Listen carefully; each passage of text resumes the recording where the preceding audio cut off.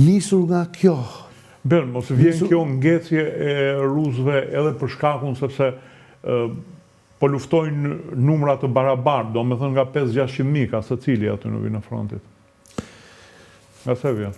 Se rusët nuk është se kanë më shumë të Ukraina. Natyra e kësaj lufte duket shumë qartë. Mjaftojnë 3 vjetë luftë për të nxjerrë një konkluzion para prak. Po dhe përfundimtar. Natyra e kësaj lufte është lufta e transheve plus dronët. Dhe kur them dronët, le të fustu dhe raketat balistike, raketat krujs. Pra, lufta e transheve në tokë dhe dronët dhe raketat në ajër. Avionët rusë, që ka supremaci, në sasi, avionët rusë askush nuk futet në zonën e luftimit. Pse? Po sepse janë raketat, që me rrezet të gjatë, raketat kundërore, qoftë Patrioti, qoftë dhe këto sistemet NASAMS, që ka marrë nga Perëndimi, qoftë sistemi Iris T, që ka marrë nga Gjermania dhe nga Norvegjia, këto NASAMS, e kanë rrezet dhe një 70 km. Dhe avionët rusë nuk vinë, nuk afrohen në front fare. I hedhin ato bombat e drejtuara me GPS-in rus, GLONASS, quhet GPS-i rus, i hedhin nga 50 km larg. I hedhin dhe kthehen.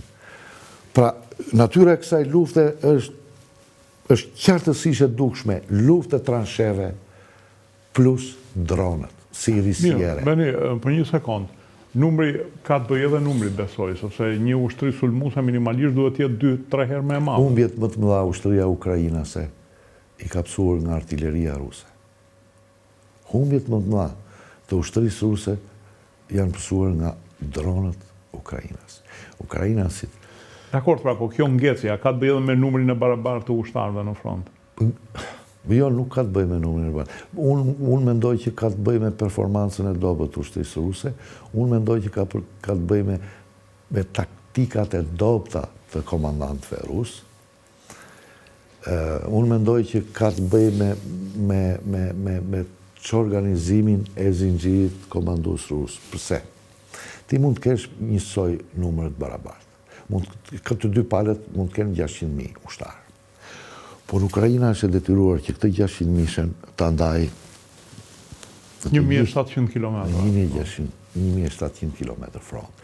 Dërsa Rusia ka avantazhin e përqendrimit të trupave të saj në pikat ku ajo mendon të bëjë operacion më symës. Dhe në atë sektor të frontit, rusët mund të krijojnë dhe kanë krijuar supremaci, avantazh, 2, 3, 4, avantazhi sulmuesit. Sulmuesit, pra supremacin e këtij sektori, e raportin e forcave, i themin në gjuhën ushtarake, 5-1. Ky është avantazhi i sulmuesit. Kjo është teoria blitzkrigut që nxorën gjermanët në 39. Gjermanët kur sulmuan Francën, kur sulmuan dhe Rusinë, në fakt kishin më pak forca se këto dyja, dhe se Franca dhe se Rusia. Kishin më pak tanke dhe se Franca dhe se Rusia. Por zbatun taktikën e blitzkrigut, mënyrën e luftimit që janë gjithë blitzkrig, që përqendronin trupat e tyre tankiste dhe sulmuese bashkë me aviacionin në sektor të ngushtë të frontit, e çanin, përparonin thellësi dhe prishtin komunikimet dhe shkatronin në fakt mendjen e komandantëve. Mendja e komandantëve hutoi komplet për qëllimin e mëtejshëm të sulmit gjerman. Në fakt rusët e përdorën vetëm në 10 ditëshin e parë këtë taktikë, përqendruan trupat në një drejtim të caktuar, por dështuan kush është faktori numër 1 i dështimit të një sulmi blitzkrieg. Vazhdo lufto, të bën ukrainasit, të bën rusët në operacionin Barbarossa.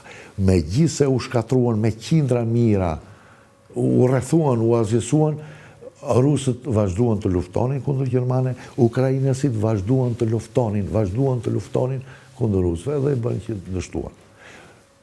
Pra, ky është avantazhi i rusëve, unë habitem se ata nuk e kanë shfrytzuar. Pra, ti përqendronin forcat në një drejtim. Për marrjen e Pokrovskit, mendohej që do godisnin nga anët në mënyrë që ta rrethonin. Skema është shumë e qartë e dukshme dhe mbrojtësi, vijat e mbrojtjes i bën dhe anash Pse nuk e bën? I ka bërë ai, po ku vajti? Nuk kanë arritur dot ta mbyllin, ta rrethojnë. Nuk kanë arritur dot. Pra, skema e tillë është shumë e qartë. Operacionet rrethuese i dashur tan nuk bëhen në hapësira taktike. Ky qytet është hapësirës taktike, as operative.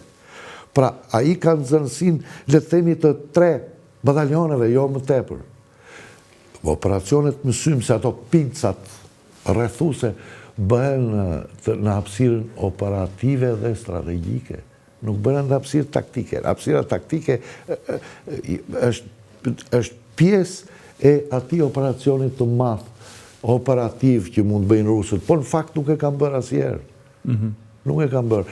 Dhe përparimin që kanë marrë territore e kanë bërë me metodën e sulmit me val. Le të themi, një kompani ka detyrë, një kompani me 100 ca veta, shoqëruar me disa tanke, me transportues blinduar, ka për detyrë të marrë një fshat. Dhe kjo kompani, rendimin e luftimit e ka bërë me 3 ose 4 skalione. Pra një togë e hidhshin, azisoj toga, hidhshin tjetër. Pra, sulmi me val është i luftës së parë botërore. Pse ndodhi kjo? Sepse ukrainasit u bën mjeshtra të përdorimit të dronëve luftarak. Si të zbulimit, si të goditjes ka mund. Mjeshtra. 10 kanë përdorur 1.2 milion dronë në 2023-shin 1.2 milion dronë, 2024 1.6 milion dronë. Shiko, ka një ndryshim, kemi një ndryshim të karakterit të luftës, se këta po nxjerrin e shpërdorimit, Rusia ka harxhuar me mira tanke aty dhe një dron shumë i thjesht, pothuajse artizanal, shkatron një... Që kushton bashkë me lëndër plase, maksimumi është 1.000 euro.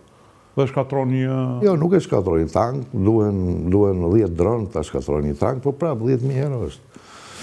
Po. Ka krijuar një ndryshim konceptit luftës. Pra, ndryshime teknologjike, do të thonë se s'bën në ndryshime taktike dhe doktrinore. Nevoja i ka bërë rusët që tanket e tyre t'i bëjnë tanke breshk. E keni vërë që i kanë... Po, ju vënë atë rrjedhën.